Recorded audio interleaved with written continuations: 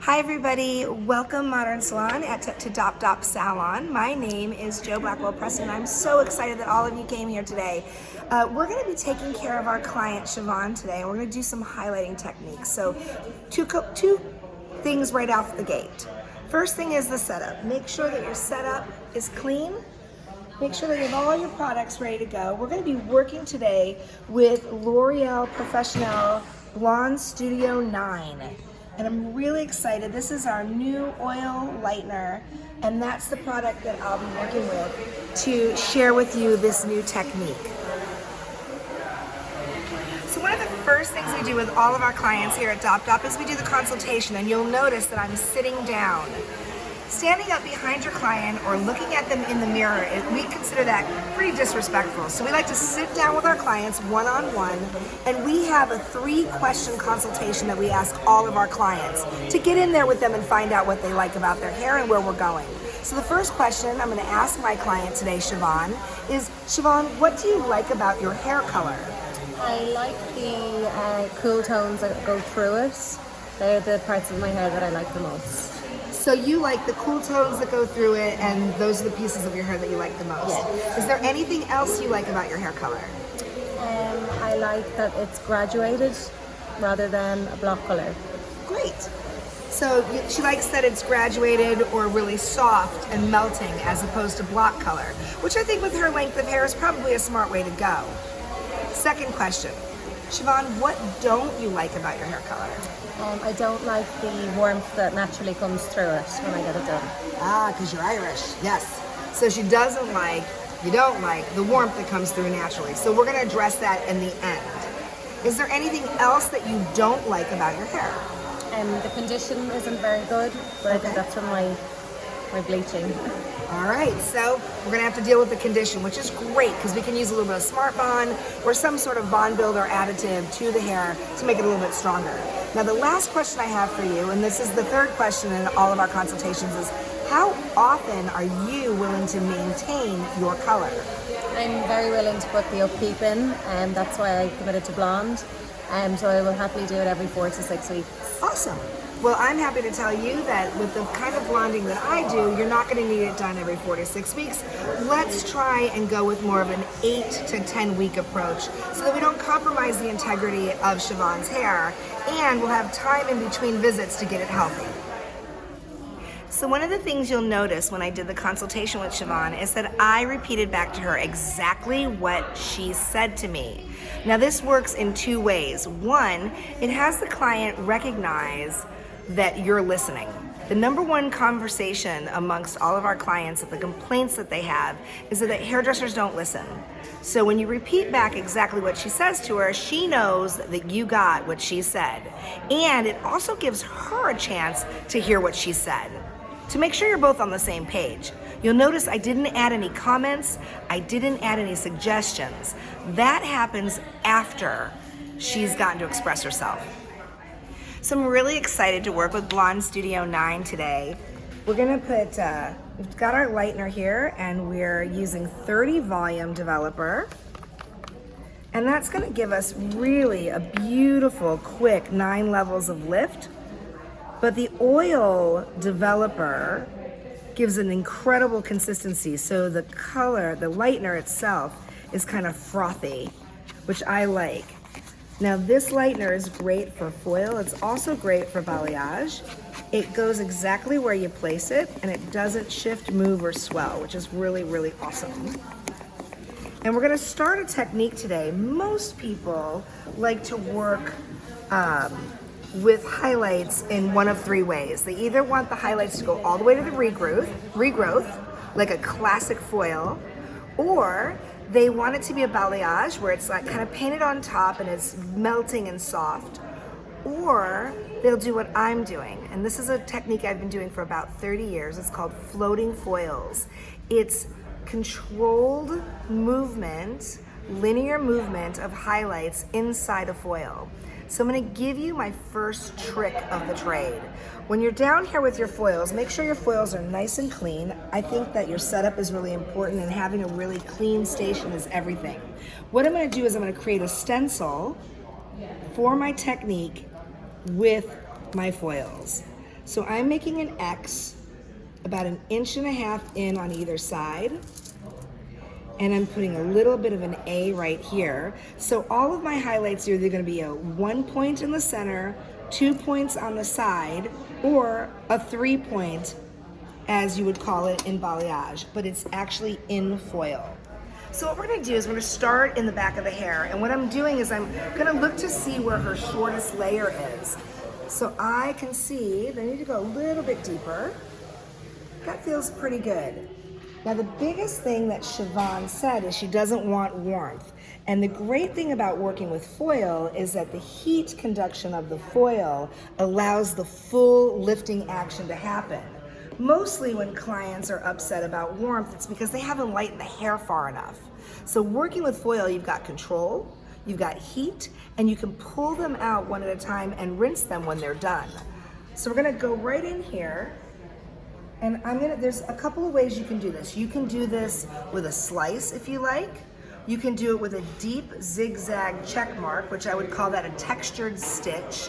Or you can do a fine stitch, kind of like a baby light. But with the baby lights, even though it's really fine, you're gonna be doing melting color. So it's gonna be a balayage kind of feel with a baby light kind of coverage, okay? So for Siobhan, I'm gonna start right back here in the thick of her hair. And I'm gonna do a textured stitch. That's kind of my go-to with my clients. I'm gonna hold the hair in my hands, and as you can see, the thickness of the hair in the foil is congruent or equivalent to the thickness of the hair on the head. Really fine highlights on very thick hair disappear pretty rapidly, and really thick highlights on fine hair look a little bit like a train wreck. Not so pretty. So we try to keep a good balance.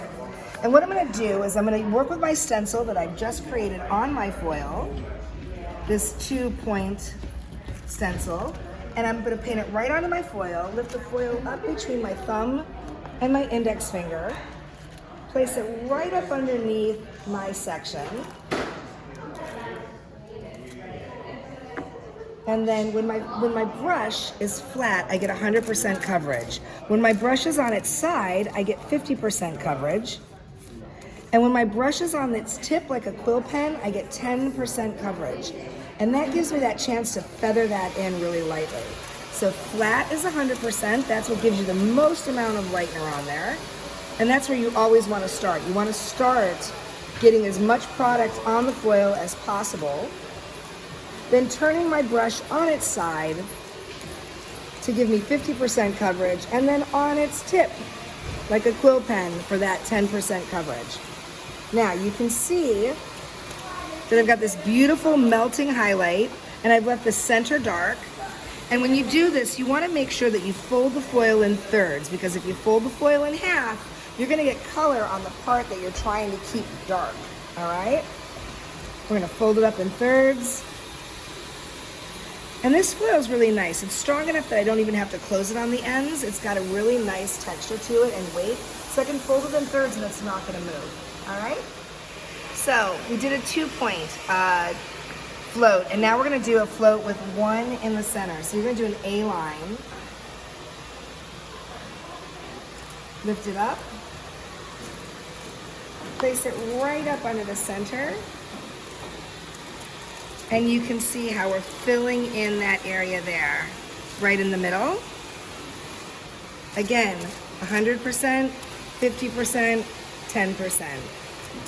100%, 50%, 10%. And you can see how much control and coverage you're getting with this technique. So I can actually go in and organically choose exactly where I want my lightness to hit and where I want my melting to happen. And it gives you a lot more control than an actual balayage, because again, you've got the foil, which conducts heat, gives you complete lift, and you've got it secured. It's closed up, so it's not gonna float around. All right, so we're gonna fold that up. Again, fold it in thirds, because you don't wanna get color on the part that you're trying to keep natural. And fold it up. And there you go. So now I'm working my way over to the front, and I'm on the left side of Siobhan. And what I've done is I've taken a reverse diagonal slice back, and I am doing a slice here. I kind of like to use the clock. So when I talk about highlights, I use a regular clock. So if the foil's in at 12 and 6, that's a vertical foil that's perpendicular to the ground, and you're going to get a stripe. Whenever the foil is in at 9 and 3, that's a horizontal foil. It is parallel to the ground, and you're going to get a plate or a veil of color. But whenever I put the color in on an angle, we're going to get movement, and we're going to remove the insertion line. So here I'm working with a 10 o'clock, 4 o'clock kind of angle. And on the other side of the head, the opposite of 10 and 4 on the left side is 2 and 8 on the right side. So I can make sure I keep my angles equal and equivalent on both sides of the head. I like the color to flow back away from the face the same way that the sun shines it up. So we're gonna do a left side swash, pick my foil right up, whoops, pick my foil up, place it right up underneath that hairline, and you're gonna notice that we're getting the lightness all the way to the hairline on the left side, right up to the hairline. Right up all the way in there. And then right behind it, we're leaving it darker so that she can get that little bit of depth. What people don't understand with highlights and lowlights is that highlights attract the light, and the light becomes bright. And that's why people love highlights. But if you don't have the darkness, the negative space behind the highlight, it doesn't push it forward. So on this particular foil, the negative space is behind the highlight and will push the highlight forward to give you more brightness around the hairline. And that's what all of our clients want. They want to be really vibrant up front and a little bit softer going back. All right, here we are, about 15 minutes later, all the foils are in. You can see the placement. We've done reverse diagonal back. On the left-hand side, we did 10 and 4, so that was the angle. On this side, we did 2 o'clock, 8 o'clock. And we kept going back, and you'll notice I've just left this little triangle in the top. I think very often clients want to have a little bit of depth, a little bit of regrowth, and that little bit of triangle in the top gives you that shadow that they want without having to go in and actually shadow the regrowth. When you shadow the regrowth with any type of color, and you go back a few months later to lighten it, you have an artificial pigmentation left from the previous color. So I like to keep the hair as natural and as virgin as possible. So I don't like to shadow my regrowth. I like to have it already be there, and I work with her hair so that we get it the best results.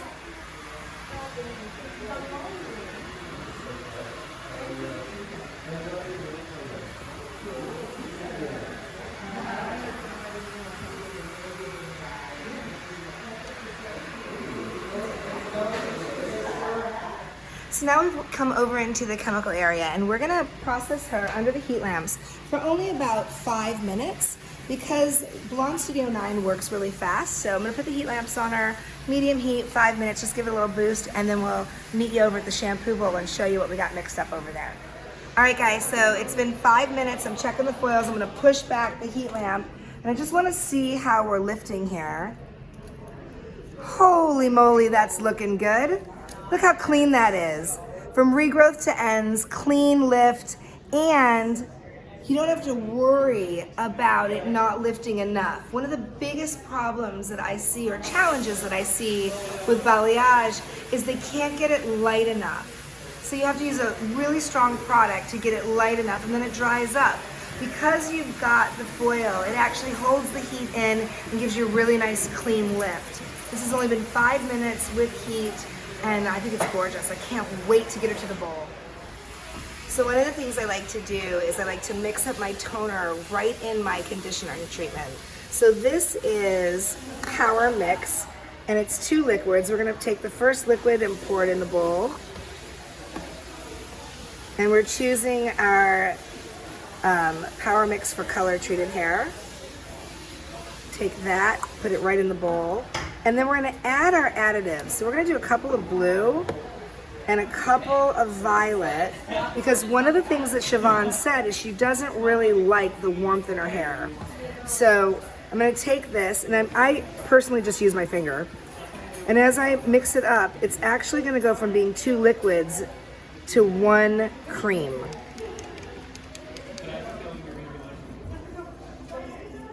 You can see how that consistency is changing. And that's gonna be the toner that I'm gonna use on her after the highlights are completed. And that's it. So I mixed up our toning conditioner. This is our power mix with a little bit of violet and a little bit of blue. And we are going to do this treatment throughout her whole head. I'm gonna massage it right in.